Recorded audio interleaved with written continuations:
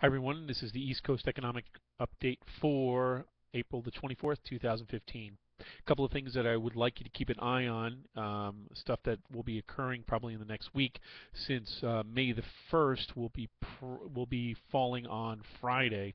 So there's a good possibility that the BLS numbers are going to come up, the unemployment numbers. Just want to give you a heads up at this present time.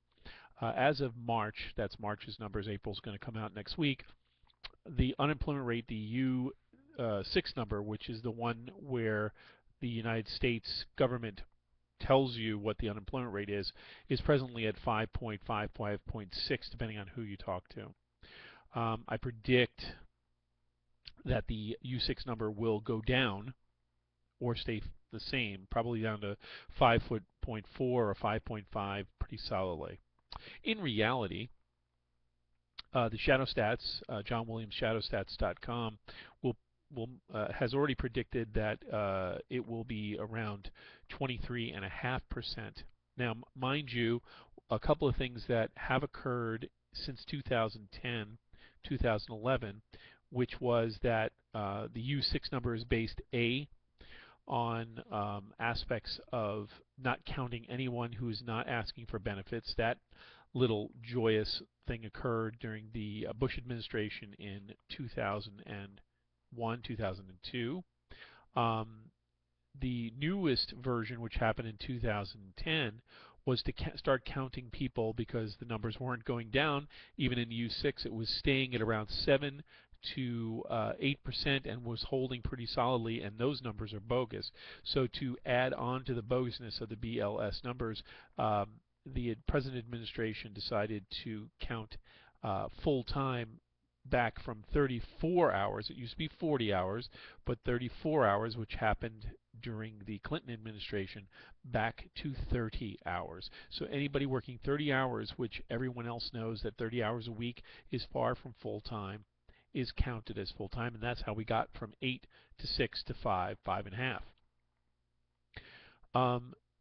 The ShadowStats numbers are showing for next week that even if it is saying 5.5, 5.4, the reality of that number is 23.5. Probably will come back up to 23.4 because they're counting people who are underemployed. They're counting 40 hours a week as a full week, and they are counting people who have exhausted their benefits and have not been able to get work and have been basically living on public assistance of one sort or another, including charities, and we're also counting those folks who are homeless. If you add the folks who are retired, because even the old BLS numbers circa 1937 didn't count people who were over 65 because they received Social Security and therefore removed them from the dole, or from the rolls, I should say. But if we add those folks who can't make ends meet with Social Security or with their retirement plans, now we're talking a number high, upwards of 27 or higher percent, which would put us on par with the nice folks in Greece and folks in Germany and Spain who have seen these numbers even before the financial collapse of 2008.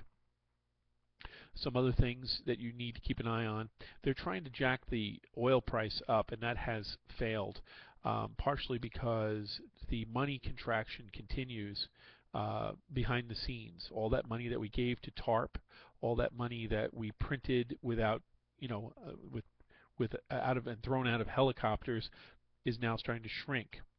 Reason why no one talks about it is because during the time of even before Ben Bernanke, the M3 number, the number that counts the amount of money that's being processed out, printed, and now digitally added on, they stopped just offering that number to the public back in 2005, 2006. That number is shrinking at 5% per month.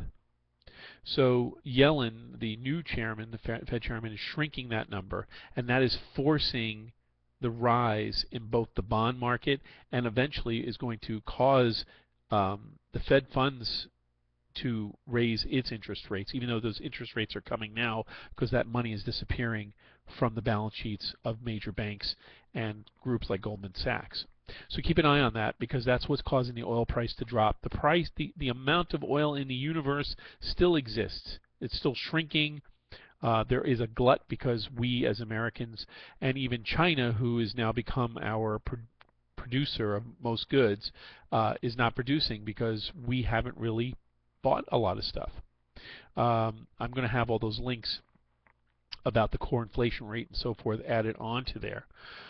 Some things that you need to keep an eye on.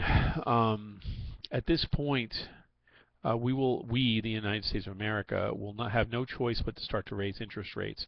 The markets are trying to do everything it can to cushion that blow for them, not for you, but for them. So even though the rate of inflation is starting to shrink because the amount of money available to the banks and to the investors are shrinking, the increased pressure is coming onto you, the average person, to produce, to make ends meet even harder. Credit is drying up quietly, and we see that, of course, when I talked about a couple of days ago or last week about Walmart shrinking. McDonald's, you should keep an eye on MCD, which is McDonald's shares, have been slowly dropping, and they have been closing restaurants. Also, look up another company called Yum, Y-U-M. They produce such organizations, such restaurants as, of course now it just left me, but Yum is a worldwide company. They own Burger King, they own Pizza Hut, and they own a number of other restaurants that are not just here, but in Europe and in Russia and in other places that produce those standard fare that we call fast food. Those guys have been shrinking since 2011, but people, because they're so ubiquitous and they cover so many different companies, people don't really notice them. Keep an eye on them. They are shrinking too, and they are closing restaurants. Part of the reason is a little bit more statistically. How do I describe this? Basically, people are not going to restaurants to buy food, and more people, particularly millennials, not to beat on millennials, are buying food either online, having it delivered by companies such as Blue Apron and other companies like that, where they deliver you prepackaged food, pre-cut food for you to produce at home, and it's cheaper. And they're using the Amazon model. So retail businesses are shrinking and shrinking because people are buying more and more necessity items online, thereby cutting out the big box need to own a physical location where people will go and eat.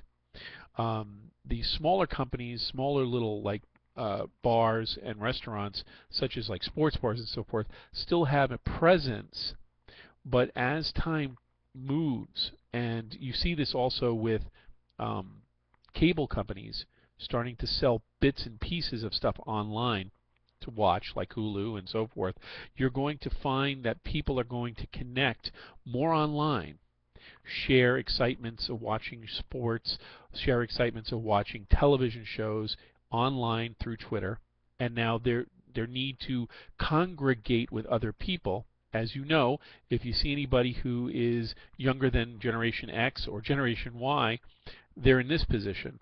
They're not making eye contact. In fact, they don't like to meet in social situations on the most part. They use this medium, and this medium primarily, to get their ideas across, their feelings across, and their relationships across. So as that happens more and more, the big box stores are also going to disappear, and it's going to be more online delivery. So keep your eye on that. Between that, big box stores collapsing, basically, retail stores probably collapsing towards 2017, and people going online to a more Amazon-esque production of foods, clothing, and everything, and using the internet, those things are going to become antiquated. That will also lower the blow, optically speaking, for the folks saying, look, the collapse is happening. You can't see it as prevalently because this generation, unlike any other generation, is completely inculcated into this box. So, till next week, peace, keep your eyes to the skies, and watch those three companies, McDonald's and Yum. You're going to start seeing some different changes in the next 3 to 6 months. See you later.